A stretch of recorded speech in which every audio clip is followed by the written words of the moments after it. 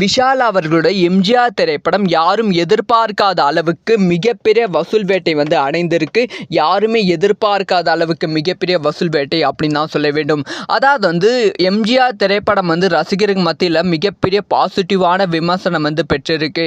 இந்த பாசிட்டிவான விமர்சனம் மூலமாக படத்தோட முதல் நாள் வசூல், 2வது நாள் வசூல், 3வது நாள் வசூல் அதிகரித்து கொண்டே இருக்கிறது.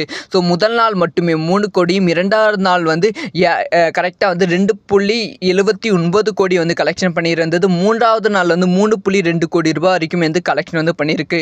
இது வரைக்கும் 80 கோடி ரூபாய் கலெக்ஷன் பண்ணியிருக்கு. இப்போ கடந்த 24 மணி நேரத்தில் ஒரு மிகப்பெரிய சாதனை பண்ணியிருக்கு. கடந்த 24 மணி நேரத்தில் மட்டுமே தமிழகத்தில் மட்டுமே 85,000 டிக்கெட்டுக்கு மேலே சோல்ட் ஆகியிருக்கு அப்படின்னு சொல்லப்படுகிறது. இது முதல் நாள் 2வது நாளை விட ரொம்ப அதிகம் அப்படின்னு சொல்லப்படுகிறது. இதில் இன்னொரு சுவாரஸ்யமான ஒரு விஷயம் என்னன்னா, கேம் சேஞ்சர், வணங்கான் இந்த திரைப்படமும் ரிலீஸ் ஆச்சு. இந்த திரைப்படங்களை விட இந்த திரைப்படத்தோட டிக்கெட் சோல்டு ரொம்ப அதிகமாக இருக்கு அப்படின்னு சொல்லப்படுகிறது. அதுவும் கடந்த 24 மணி நேரத்தில் மகாராஜா திரைப்படம் தான் நம்பர் 1 இடத்துல இருக்கு அப்படின்னு சொல்லி புகழ்ந்து தள்ளிக்கொண்டும் இருக்கிறார்கள்.